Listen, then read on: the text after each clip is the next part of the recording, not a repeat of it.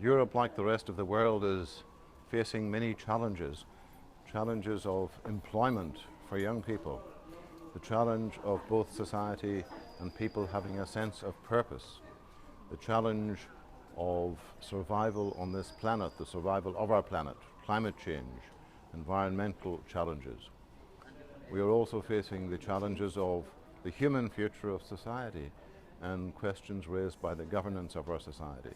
In the face of all of these challenges,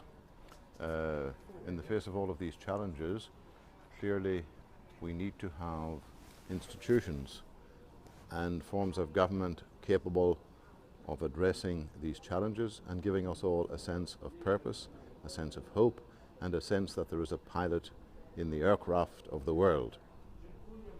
Therefore, the institutions which Europe has created over some 60 years now, having achieved so much, require to be understood finally and taught to our youth, and we need as citizens to support them as the only way to give us not only a sense of the future but a real possibility of coexistence in the hope that humanity can promote human dignity and the quality of life, welfare and well-being.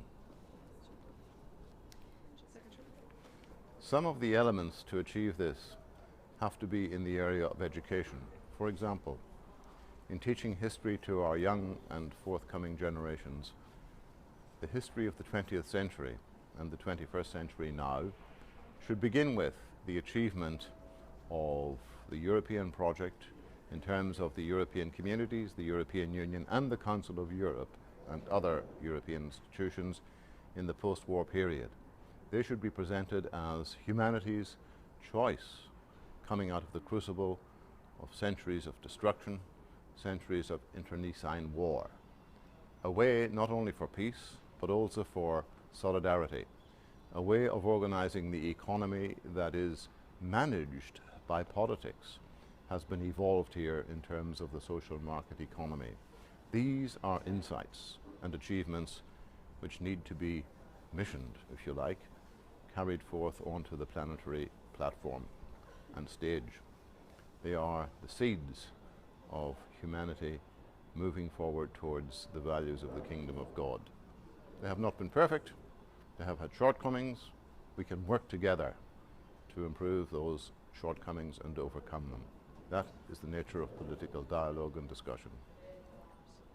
I don't in any way wish to instruct nor preach to political leaders, but what I do find interesting is the fact that Pope Francis, in his speech to the heads of state and government on Friday evening, the 24th of March, celebrating the 60th anniversary of the Treaties of Rome, made the intriguing remark that political leaders have the task and responsibility, like all leaders, to discern pathways of the future and pathways of hope. So what does one expect from political leaders?